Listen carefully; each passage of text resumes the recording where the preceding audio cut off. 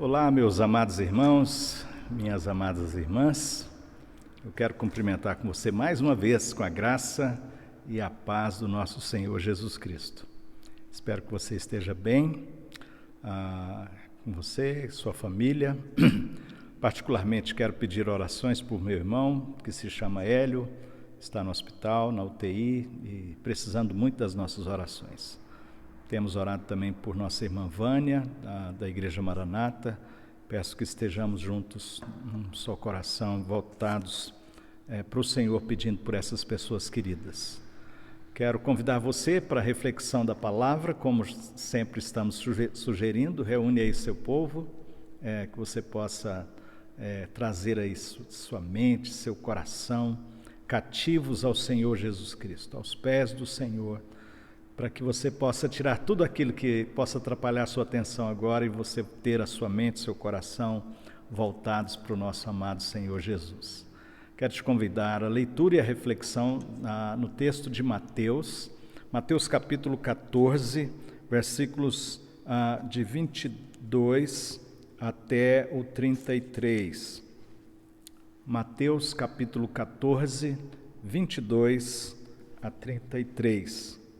Logo a seguir, compeliu Jesus os discípulos a embarcar e passar adiante dele para o outro lado, enquanto ele despedia as multidões. E despedidas as multidões, subiu ao monte a fim de orar sozinho. Em caindo a tarde, lá estava ele só. Entretanto, o barco já estava longe, a muitos estádios da terra, açoitado pelas ondas, porque o vento era contrário. Na quarta vigília da noite foi Jesus ter com eles andando por sobre o mar, e os discípulos, ao verem-no andando sobre as águas, ficaram aterrados e exclamaram: um fantasma, e tomados de medo gritaram. Mas Jesus imediatamente lhes falou: tende bom ânimo, sou eu, não temais. Respondendo-lhe Pedro disse: se és tu, Senhor, manda-me ir ter contigo por sobre as águas. E ele disse: vem. E Pedro, descendo do barco, andou por sobre as águas e foi ter com Jesus. Reparando, porém, na força do vento, teve medo e, começando a submergir, gritou: salva-me, Senhor. E prontamente Jesus, estendendo a mão, tomou e lhe disse: homem de pequena fé, por que duvidaste? Subindo ambos para o barco, cessou o vento. E os que estavam no barco adoraram, dizendo: verdadeiramente és filho de Deus. Vamos orar? Senhor, obrigado pelo privilégio que temos nesses dias difíceis da pandemia, de podermos, ó Deus, por meio da tecnologia, trazer uma palavra ao Teu povo, onde quer que cada um esteja, Senhor. Obrigado, porque o Senhor usa todos estes meios e traz-nos o alimento, a palavra, o sustento do Senhor. Agora, Senhor, rogamos por cada um que ouve esta palavra. Ilumina a mente, ilumina o coração, fala conosco. Senhor, perdoa todos os nossos pecados e faz-nos, ó Deus, pessoas com o coração voltado para o Senhor, coração quebrantado, coração convertido, coração inclinado para o Senhor pela força e pelo poder do Espírito Santo. Em nome de Jesus, Senhor, abençoa os que estão nos hospitais, meu irmão Hélio, ó Deus, a Vânia, e todos que estão aí pelos hospitais, pelos leitos, abençoa os médicos, enfermeiros. Rogamos Tua bênção para cada família, ó Deus da igreja, rogamos Tua misericórdia em nome de Jesus. Amém, amém, amém. Queridos, esse é um texto, dentre tantos outros, né? A palavra viva do Senhor. Mas a gente destaca isso numa linguagem humana, um texto tremendo, né? Como se nem todos fossem, todos são tremendos, mas queria olhar para esse texto e buscar com você, então, aí a palavra do Senhor para nós neste momento. A palavra nos diz aqui do ministério de Jesus, o próprio Senhor Jesus, então o Evangelho falando de Jesus conosco, Emanuel, Deus conosco. E nós observamos aqui no capítulo 14, quando, a partir do versículo 13, Jesus, então, primeiramente nos mostra o texto, Jesus curando os enfermos. Vinham multidões de pessoas versículo 14, desembarcando, viu Jesus uma grande multidão, compadeceu-se dela e curou os seus enfermos. Depois nós vamos observar que essa multidão está com fome e Jesus sacia-lhes a fome, concede-lhes o pão.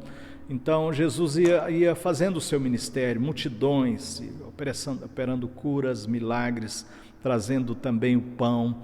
Então um ministério muito ativo, uma vida muito ativa. Depois nós vamos ver Jesus indo encontrar com os discípulos no meio daquela tempestade, no meio do mar. Então esse era o ministério do Senhor Jesus, o Verbo encarnado, o Emanuel, o Deus conosco, agindo por amor. Acordava muito cedo, dormia muito tarde, e nós vamos ver constantemente as multidões indo atrás de Jesus e Jesus abençoando as multidões. E até parece, tem hora olhando para os textos, que Jesus era ativista, não é? O nível de atividade realmente intenso que ele tinha no seu ministério. Mas aí nós encontramos aqui Mateus registrando um momento assim muito, muito rico, muito forte, muito desafiador para nós aprendermos com o que Jesus está fazendo aqui no versículo 22. Logo a seguir, compeliu Jesus os discípulos a embarcar e passar adiante dele para o outro lado, enquanto ele despedia as multidões. Enquanto ele despedia as multidões, ele também despediu os discípulos. Por quê? Porque ele queria ficar sozinho com o Pai. Queria ficar a sós com o Pai. Versículo 23, e despedidas as multidões, subiu ao monte, a fim de orar sozinho. Em caindo a tarde, lá estava ele só. Eu quero olhar para esse texto que nos fala desta solidão de Jesus. Jesus querendo essa solidão. Jesus ansiando por esta solidão. Os teólogos da espiritualidade têm chamado isso de solitude. A solitude. A solitude é a solidão positiva. É a solidão que traz cura, que traz encontro, na verdade, que traz renovo de vida. A solidão aos pés do Pai. A solidão para estar a sós com o Pai. Então, quero compartilhar um pouco desse texto com você, da vida do Senhor, do que o texto quer nos ensinar, a partir desse tema, não é? Bênçãos da solitude. Bênçãos da solitude. Que o Senhor visite o nosso coração e nos ensine, quando então, voltando mais uma vez para o texto que lemos, né? Logo a seguir, compeliu Jesus os discípulos a embarcar e passar adiante dele para o outro lado. Ele compeliu, ele, como se diz assim, um empurrãozinho assim, não é? Para que eles pudessem ir para o outro lado, enquanto ele também despedia as multidões. Dr. James Houston, um pesquisador, um cientista e líder também espiritual, pesquisador na teologia. Depois de muitos anos trabalhando em pesquisas científicas, como cristão, ele se voltou para o caminho da espiritualidade, para o caminho do coração. Tem sido um dos mentores mais conhecidos no mundo. Escreveu alguns livros justamente sobre oração, sobre espiritualidade, sobre mentoria espiritual. Tem sido uma grande influência aqui no Brasil e pelo mundo. Ultimamente ele estava no Canadá, com uma escola, inclusive, de teologia, de espiritualidade, de encontro com Deus, com o próximo. E a Dr. James Houston ajuda a gente a refletir sobre a beleza e a riqueza que, por um lado, a gente vai encontrar na busca que os filósofos, cientistas, pesquisadores, por um lado, acertaram, e acertaram muito. Nós sabemos que na chamada Era das Trevas, a Idade Média, nós tivemos aí a igreja dominando. Havia faculdades, havia pesquisa, havia universidades e tudo, mas de fato o pensamento era preso pela igreja e foi chamado então de Era das Trevas. Talvez um exagero, porque havia pensamento, havia arte, havia havia música, havia tudo isso, mas de fato oprimido pela igreja, uma igreja castradora, uma igreja opressa, uma igreja que realmente oprimia o pensamento, oprimia o desenvolvimento científico. E veio aí então os processos que nós chamamos, né, no mundo, na história mundial, humanismo, racionalismo e então o iluminismo. E quando, principalmente na perspectiva do racionalismo e do iluminismo, esta grande busca, né, do ser humano de emancipar-se de tudo que podia prendê-lo e de trazê-lo escravo de alguma forma. E principalmente uma guerra se travou com a própria igreja nesses séculos aí, do início da Idade Moderna, não é? Vindo então até a pós-modernidade, ou esse tempo que nós vivemos hoje, assim como você queira chamá-lo. Mas nessa busca do iluminismo, de ter o homem com a sua razão, controlando todas as coisas, e como se pudesse controlar toda a existência, todo o sentido da vida, pondo Deus de lado, e essa busca, então, nós como cristãos temos que reconhecer, e eu quero deixar isso muito claro para você. Nós temos aqui na nossa pequena comunidade, temos médicos, temos professores, cientistas, pesquisadores, e honramos muito isso, essa busca por conhecimento, essa busca pelo crescimento e, por que não dizer, essa busca por emancipação do homem. Até que ponto podemos concordar? Podemos concordar até certo ponto que, assim, esse homem que é responsável por si mesmo, responsável por suas atitudes, uma pessoa madura, uma pessoa realmente que assume seus atos. Então, nós concordamos com isso. Essa riqueza, esse crescimento do ser humano. Mas quando entramos nessa dimensão da tentativa da emancipação do homem, do próprio Deus, da fé, não é? Nós temos que concordar que religião não salva, temos que concordar que ainda há manifestações de religião no nosso tempo, manifestações opressoras, que castram a própria mente, o pensamento, o desenvolvimento científico, temos manipulação da religião, tudo isso nós concordamos, aceitamos as críticas, mas há um aspecto que nós queremos discordar e queremos desafiar você a essa reflexão, porque nesse afã de dominar todas as coisas que nós não vamos dominar, depois de tantas pesquisas nós não dominamos ainda o macro e nem o micro, né? Quando olhamos para as menores coisas, ainda dominamos muito pouco, em termos das enfermidades, em termos das questões humanas, em termos também do cosmos, né? Pensando nessa dimensão cosmológica, nós dominamos muito pouco em termos de conhecimento. Isso nos faz ter a coerência, a consciência de que nós não vamos dominar tudo. Não dominamos o próprio conhecimento do ser humano e, de repente, queridos, a maior preocupação, e essa é o desafio da reflexão desse momento, é que nesse afã da emancipação, do domínio da ciência, do domínio de tudo, e dessa emancipação da religião, e aí misturando Deus com religião, e essa busca de emancipar-se do próprio Deus, o ser humano está perdendo a própria alma. O ser humano está perdendo a própria alma. E nessa busca, então, de conhecer as ciências, de dominar, de controlar, de pôr tudo no laboratório e de pesquisar, o ser humano corre atrás de alguma coisa e corre, e ele perde a alma, e ele perde os relacionamentos. Portanto, temos que nos preocupar com a nossa vida interior, temos que lutar para não perdermos a nossa própria alma e não perdermos a própria vida. Eu quero, portanto, olhar para esse texto que já vimos aí, o contexto, né? Jesus buscando a presença do Pai, essa ânsia, esse desejo de estar sozinho com o Pai, e pensar então com o tema as bênçãos da solitude, as bênçãos da solitude. Como eu estava falando, James Houston é um dos líderes que tem pensado no caminho da espiritualidade, tem pensado nesta riqueza e tem proposto o que seria então as bênçãos da solitude. A solitude tem sido interpretada por James Houston e outros como a solidão positiva. Caminhos da espiritualidade, a solidão positiva. ele também tem falado da reforma do coração, reforma espiritual, reforma do coração, e um dos princípios seria esse crescimento da solidão positiva. Quais seriam as bênçãos da solidão positiva? Primeira bênção, portanto, que olhamos aqui, a bênção da intimidade com o Pai.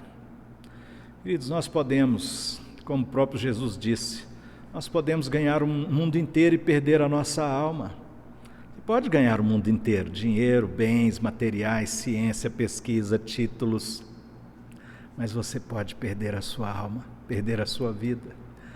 Se não tivermos intimidade com Deus, o nosso Pai, se não tivermos vida no monte, vida diante do Senhor, vida aos pés do Senhor, a nossa vida perde o sentido. Nos tornamos pessoas aí que encontram sentido, às vezes, um pouquinho no ter, um pouquinho nas efemeridades deste mundo, nas futilidades dessa vida, e nos perdemos. Mas o Senhor nos convida a estarmos na presença do Pai, em solitude, onde encontramos a riqueza da presença do Pai, do Filho e do Espírito Santo, onde encontramos a nossa alma, onde encontramos o sentido da existência. Para onde você vai na hora mais difícil da sua vida? Dinheiro não vai resolver, queridos. Na hora mais difícil, a estrutura física, títulos, não resolvem. Nós precisamos ter o caminho do coração do Pai, o caminho da solitude, o caminho desse encontro com Deus, onde encontramos o próprio sentido da vida, onde encontramos todas as respostas. Por isso também esta reflexão nos leva para a segunda bênção da solitude, que é a bênção da vitória sobre a solidão negativa. Consequentemente, se aprendemos o caminho da solitude, a solidão positiva, de estarmos diante do Pai, num relacionamento de cura, de crescimento, de integridade do nosso ser, de encontro do nosso profundo ser com o Pai, nós temos a vitória contra a solidão negativa, que nos destrói, que traz medo, que traz depressão, que traz angústia, que traz desespero, que talvez esteja batendo à sua porta. A vitória contra a solidão negativa. Outra bênção, a bênção da vitória sobre a inversão dos valores. Se a ciência é importante, pesquisar, se ter crescimento intelectual, ter título, poder ter uma estrutura de alguns bens para a família, tudo isso é muito bom, mas onde está a sua alma, onde está o seu ser, onde está a sua vida, onde está a existência, onde você encontra realmente o sentido da vida? A solitude, a bênção de estarmos aos pés do Pai, nos tira, queridos, desta derrota de uma vida onde você encontra tudo, mas perde a sua alma. Temos a vitória sobre a inversão de valores, onde encontramos o valor da presença de Deus, prazer da presença da família, o valor da presença da amizade, da celebração da amizade. É isso que Jesus está nos ensinando aqui. Ele quer comunhão com o Pai, ele conhece isso eternamente. E os afazeres, tudo que estava exigindo de Jesus, estava roubando dele, de certa forma, a sua intimidade com o Pai. E ele sabia que só encontraria renovo, vida ali. Por isso nos leva aí para a quarta bênção, a bênção da percepção das necessidades daqueles que amamos. Eu não vou expandir aqui, conhecemos o texto, lemos o texto, que nos mostra os amigos de Jesus no meio de uma tempestade no mar. No meio de uma tempestade. Mas Jesus, depois de ter esse tempo com o Pai, ali na presença do Pai, ele tem ali, a Bíblia diz que lá do monte, ele vê os discípulos nessa luta, ele vê os discípulos nesse conflito, e ele vai ao encontro dos discípulos. É na presença do Pai que nós somos renovados para o nosso amor, para a nossa família, para a percepção das necessidades dos nossos filhos, do cônjuge, as necessidades dos nossos pais, de quem você tem, que você ama, e que, ao contrário, de cabeça para baixo, com os valores invertidos, você vai perder quem você ama, você vai perder a quem mais você deveria colocar ali no valor da sua vida, na sua agenda. Mas quando você está na presença de Deus, na presença do Pai, você consegue também ter uma percepção mais profunda da sua família, das necessidades dos seus filhos, das necessidades do seu cônjuge. Por isso nos leva para a última bênção que quero compartilhar nesse momento aqui, de forma, nessa síntese de reflexão, a bênção da renovação. A bênção da renovação. Jesus, na sua encarnação, a gente chama isso de estado de humilhação de Cristo. Ele sentiu sede, ele sentiu fome, ele sentiu cansaço. E nesta vida intensa, ele se cansava, não é? Se cansava fisicamente, emocionalmente, espiritualmente, mas ele nos mostra o caminho do renovo, o caminho da renovação espiritual. O caminho onde realmente encontramos esse descanso, essa energia, esse renovo para viver. É na presença do Pai, é na solidão positiva, é ali, gastando tempo, quedando-se aos pés do Pai, derramando a alma, derramando as lágrimas, derramando as dúvidas. Essa semana, com meu irmão na UTI, nesse momento tão difícil, alguns momentos de muita tristeza, pouco tempo que perdemos uma irmã, e a gente é humano também, o meu coração passou por uns momentos assim de deserto essa semana, confesso. Mas justamente, queridos, me lembrei desse texto e fui para os pés do Senhor. E tenho encontrado renovo para trazer essa palavra para o seu coração. E tenho encontrado renovo para seguir o meu ministério. E tenho encontrado forças para olhar para a minha família, e tenho encontrado forças para estar aqui com você nessa hora. Deus é bom, Deus é maravilhoso. É aos pés do Senhor que encontramos sentido para a existência, mesmo no meio da dor, na noite mais difícil, na hora mais desafiadora, nós encontramos respostas, encontramos conforto, encontramos renovo, encontramos esperança. É aos pés do Pai, somente aos pés do Pai. Por isso diz a palavra que Jesus despediu as multidões, despediu os discípulos, estava a sós com o Pai. Estas são as verdades desse texto, são as aplicações também. O que você tem feito da sua vida? O que você está tão correndo atrás? Onde você tem encontrado consolo, conforto, quando você está aí no meio dessa tribulação tão grande que todos estamos passando? Queridos, só aos pés do Senhor. Por isso, nessas aplicações eu pergunto, quais são as atitudes que você precisa tomar para despedir multidões, rever a agenda, ter tempo para estar a sós com o Pai? Porque quem precisa somos nós, queridos. Deus não precisa. Nós precisamos dele, precisamos de estar aos pés do Senhor, precisamos encontrar a vitória contra a solidão negativa, precisamos encontrar a vitória da inversão dos valores, precisamos encontrar a vitória da intimidade com o Pai, o renovo de vida com o Pai, vida com o Pai. Precisamos tomar decisões, que você tome suas decisões e que você busque, como Jesus, estar na presença do Pai e encontrar, acima de tudo, a vitória da bênção, da renovação espiritual, renovação de vida, renovação de amor e de esperança. Que o Senhor te abençoe. Vamos orar, vamos buscar a presença do Senhor. Pai, abençoa cada um que ouve esta palavra nessa hora. Ó Espírito de Deus, traga teu conforto, renovo, graça, vida. Ó Deus, ensina-nos o valor, esse valor tão grande que Jesus sabia e procurava estar a sós com o Pai. Renova-nos em Ti, fala conosco, abençoa-nos. Eu rogo em nome de Jesus, amém, amém, amém.